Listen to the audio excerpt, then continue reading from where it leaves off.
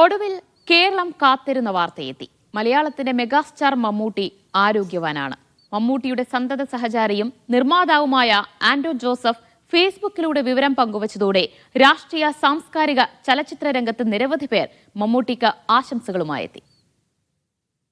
നീണ്ട 6 മാസം മുൻപെങ്ങുമില്ലാത്ത വിധം മെഗാസ്റ്റാർ അവധിയെടുത്ത സമയം.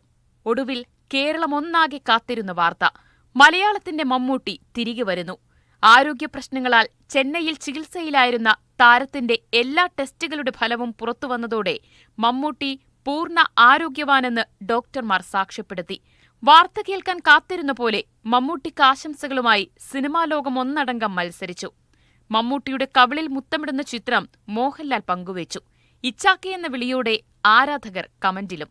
അവസാനത്തെ ടെസ്റ്റും പാസ്സായെന്ന് മമ്മൂട്ടി പറഞ്ഞപ്പോൾ അതിലെന്താണ് അത്ഭുതമെന്നായിരുന്നു VK ശ്രീരാമന്റെ മറുപടി.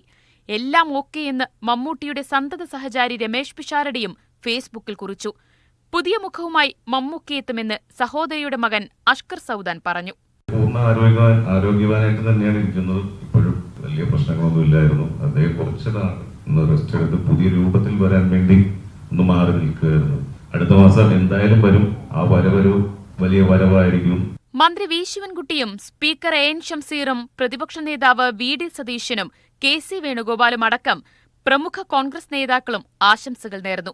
എന്നും പ്രേക്ഷകരെ വിസ്മയിപ്പിക്കാറുള്ള മമ്മൂട്ടിയുടെ പുതിയ ലുക്ക് കാണാൻ ആകാംക്ഷയോടെ കാത്തിരിക്കുകയാണ് ലോകമാകെ. അറിയാം, ഞങ്ങളുടെ മമ്മൂട്ടി തന്നെയാണ്. Welcome back. Entertainment desk, media 1.